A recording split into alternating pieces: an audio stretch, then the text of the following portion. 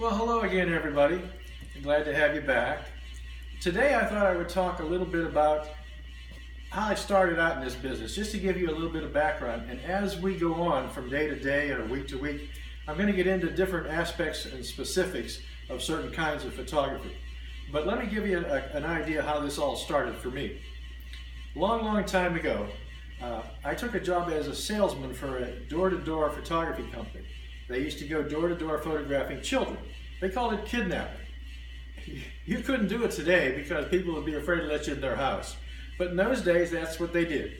And I started out taking proofs back to show the people their proofs, in black and white, 5x7 proofs, and trying to sell the orders. Well, I got so many complaints about the photographers. The photographer was rude. He came in, didn't wipe his feet. It was snowing. He left his boots on, tracked up my carpet. You name it, these photographers were guilty of it. So I went to the boss one day and I said, look, teach me how to take the pictures. I think I could do just as good as these people. At least I'd treat the customer right. So he did. And 6 months later, I was the head photographer of the company. So I guess I found my niche. What we would do is every 20 minutes, I would have to be in a different home, carry the equipment in, set up the tripod, the background, everything else, photograph the child, pack it all up, get in the car, go to the next house every 20 minutes. I'd have maybe 25 or 30 stops a day, okay? And we used to love the apartment complexes and the trailer parks because everything was close. We didn't have to run around and everything. I even had a smaller screen I used especially for the trailer parks. Sometimes we'd work in very rural areas, okay? Now keep in mind, this is before cell phones or GPS or anything luxuries that people have today that are on the road. So you'd have to find the place and get in there and get that picture taken and just do the best you could, okay? And even one time, just to tell you how people are, one time I was showing a lady proofs of her baby, and she looked at them and she said, you know, these are very nice. I want to get a couple 8x10s and so on and so forth.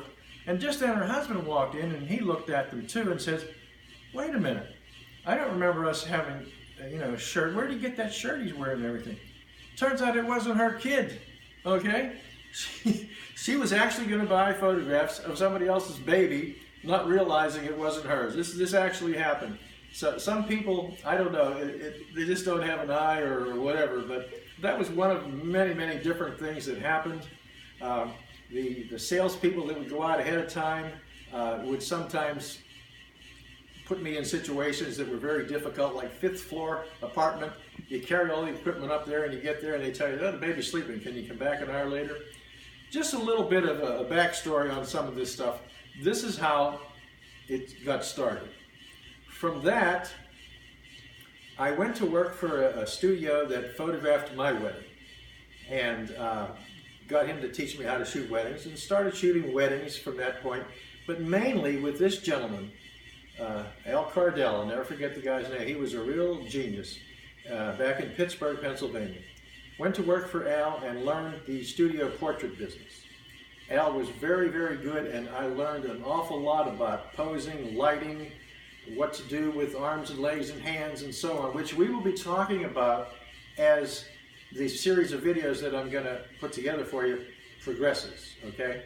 So just, a little bit of background. Also, I want to tell you as we go along how later in life I got involved with the teaching aspect of the photography, which I enjoy very much, and also setting up new photography businesses internationally. We're going to get into that too as time goes on.